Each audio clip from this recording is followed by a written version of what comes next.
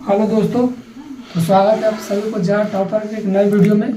इस वीडियो में साइंस के बारे में कुछ बताना चाहते हैं। साइंस में भी वीवीआई क्वेश्चन आता है, जैसे में प्रकाश से आता है। तो इसमें हर क्वेश्चन में, हर सेट में देखिए 10th का लेवल में प्रकाश से जरूर क्वेश्चन आता है, ऑब्जेक्टिव में या सब्जेक्टिव हो। तो प्रकाश के बारे में थोड़ा सा जानकारी चाहिए आप लोगों को। ये पहले प्रकाश सबसे पहले जीवन में बहुत जरूरी है। प्रकाश वह भौतिक कार्य है जिसकी सहायता से हम वस्तुओं को साफ साफ दिखते हैं या देख सकते हैं। मतलब अगर प्रकाश नहीं रहेगा जीवन में तो वस्तु को हम देख ही नहीं सकते हैं। तो प्रकाश का जीवन में रहना बहुत जरूरी है। प्रकाश एक ऊष्मा है। प्रकाश एक ऊष्मा है। तो सबसे पहले बात करेंगे ऊष्मा क्या है। ऊष्मा एक प्रकार का, ये ऊष्मा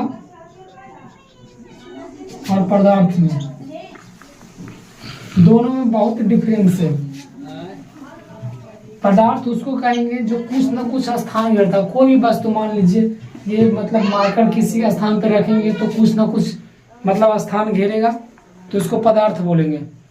ऊष्मा में क्या है, इसका मतलब बोल सकते हैं एक तरफ से अनलिमिटेड, या ना तो स्थान घेरता है। ठीक, तो ऊष्मा और पदार्थ में जैसे में समझ जाइए, एक कमरा है, उसमें अगर मान चलिए टेबल रखते हैं। ठीक, टेबल या कुर्सी कुछ ही मान लीजिए, तो कमरा का कुछ ना कुछ लिमिट होगा कि 150 अटेगा या 20 अटेगा, 10 अटेगा। जो लिमिट होता है उसको क्या बोलते हैं, पदार्थ। जैसे कमरा का लिमिट है 150 बेंच रखने के बाद, चाहे टेबल रखने के बाद ये फुल हो जाता है, इसमें आप रख नहीं सकते हैं। लेकिन ऊष्मा में क्या होता है, ऊष्मा में जैसे कमरा में लाइट लगाते हैं, तो लाइट लगाते हैं तो इसका कोई लिमिट नहीं है, जितना लाइट लगाइएगा उतना ऊष्मा करेगा। कमरा कभी ऊष्मा से भरेगा नहीं। इसीलिए ऊष्मा पदार्थ में थोड़ा सा डिफरेंस बहुत है।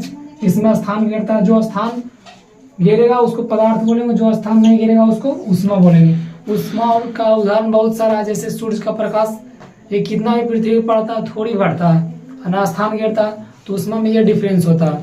कट के बाद में कुछ वीवीआई क्वेश्चन है, जैसे फर्स्ट क्वेश्चन में प्रकाश का परावर्तन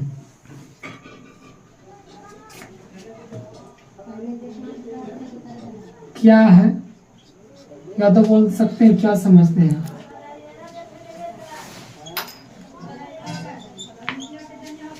तो प्रकाश का परिवर्तन से आप क्या समझते हैं। सबसे पहले प्रकाश का परिवर्तन मतलब होता है कि जब भी प्रकाश की किरण किसी चमकीले सतह पे, या बोल सकते हैं किसी सतह पे लौट कर उसी माध्यम में लौट जाता है, तो इसको प्रकाश का परिवर्तन बोलते हैं। इसका सिंपल से याद रखने का ट्रिक है, जब प्रकाश की किरणें किसी सतह पर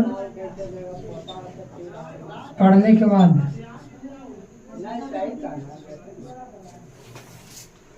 उसी माध्यम में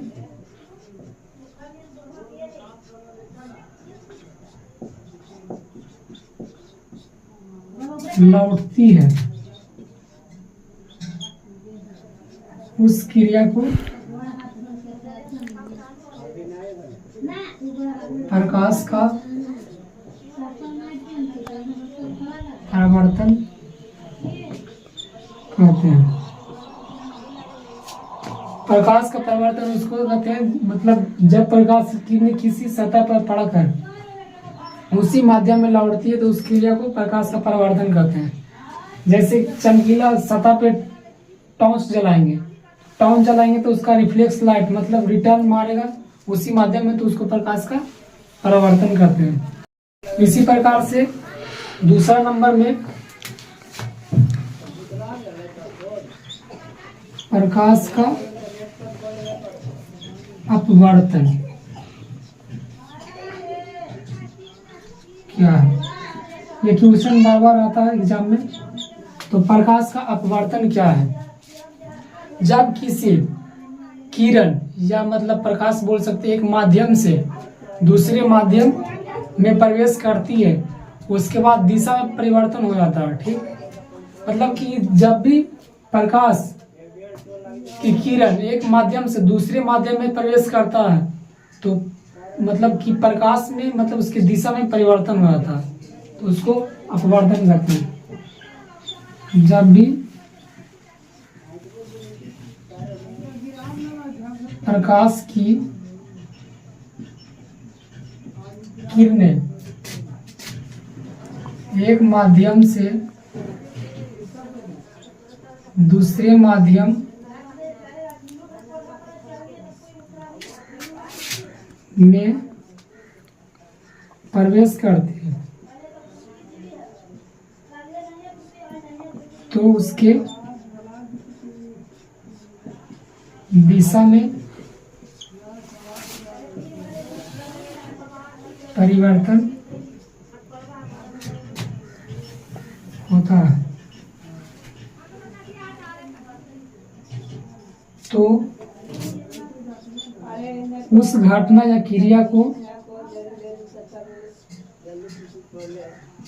प्रकाश का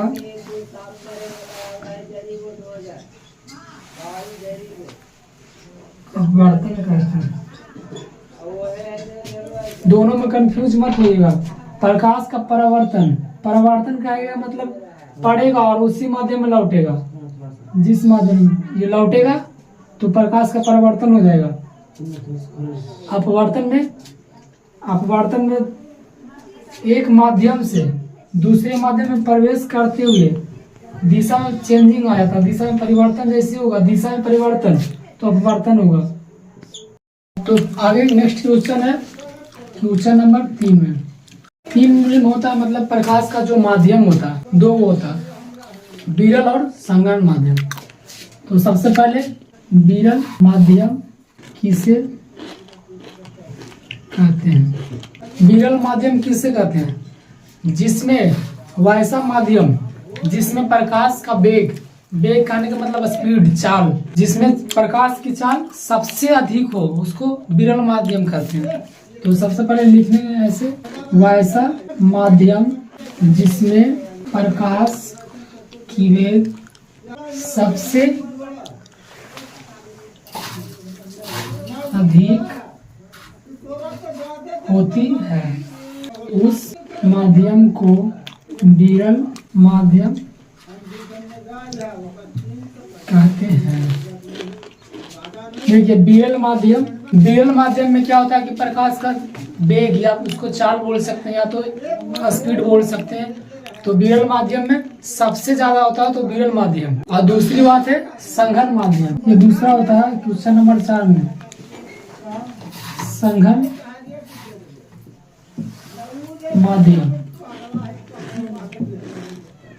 किसे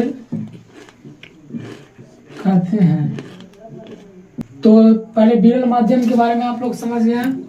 वैसा माध्यम जिसमें प्रकाश की वेग अधिक हो उसको विरल माध्यम। सबसे पहले प्रकाश का वेग कितना होता है? इसका होता है 3 × 10⁸ किलोमीटर पर सेकेंड होता है। ये कभी कभी ऑब्जेक्टिव में पूछता है कि प्रकाश का चाल कितना होता है, वेग कितना होता है, तो 3 × 10⁸ किलोमीटर पर सेकेंड होता है। तो संगम माध्यम किसे कहेंगे?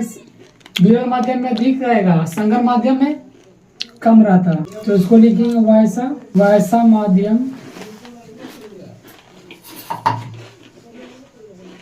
जिसमें प्रकाश की वेग सबसे कम होती है उस माध्यम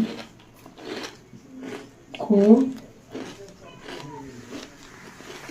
संगम माध्यम बोलते हैं। संघन माध्यम में संघन, संघन बोलेंगे तो कम, इसमें कम होगा। प्रकाश की वेग इसमें क्या होता है, कम होता है।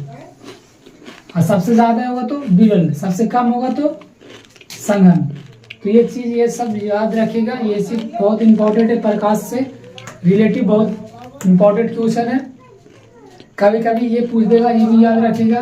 प्रकाश की चाल क्या होता है, तो 3 × 10⁸ किलोमीटर पर सेकेंड। तो आज के लिए इतना ही। आप वीडियो अच्छा लगे तो सब्सक्राइब कर देना, लाइक कर देना। Thank you.